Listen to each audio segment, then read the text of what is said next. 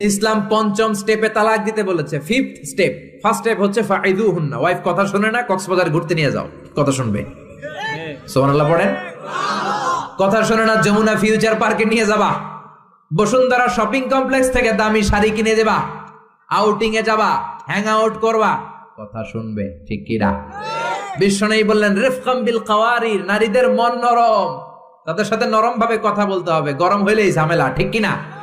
তাহলে কথা না শুনলে প্রথমে আল্লাহ বললেন ফাইদুহুন্না, ওয়াজ করো, বেড়াতে নিয়ে যাও, এইটাতেও কাজ হয় না। 2 নম্বরে বললেন ওয়াহজুরুহুন্না ফিল মাদাজে, বিছনা আলাদা করো, তারে এক রুমে ঘুমাতে দাও, তুমি আর এক রুমে ঘুমাবা। এই বিচ্ছেদে হয়তো তার মনের মধ্যে হেদায়েত চলে আসবে, এইটাতেও কাজ হয় না।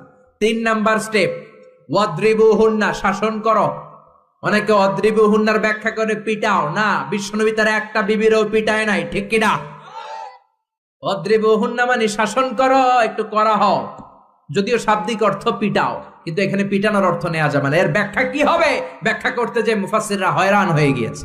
কোন মুফাসসির বলে ছোট্ট কাঠি দিয়া পিটাইবেন, এই কথা হনুস না কেন? 2টা বাচ্চা হয়ে গেছে, এত সুখের সংসার, কত ঘুরলাম, কত সুন্দর সংসার করলাম, এখন সংসারটা ভেঙে গেলে আমার হবে কি? তুই আমার কৈতরি, তুই আমার টুনটুনি, তুই আমার পরাণের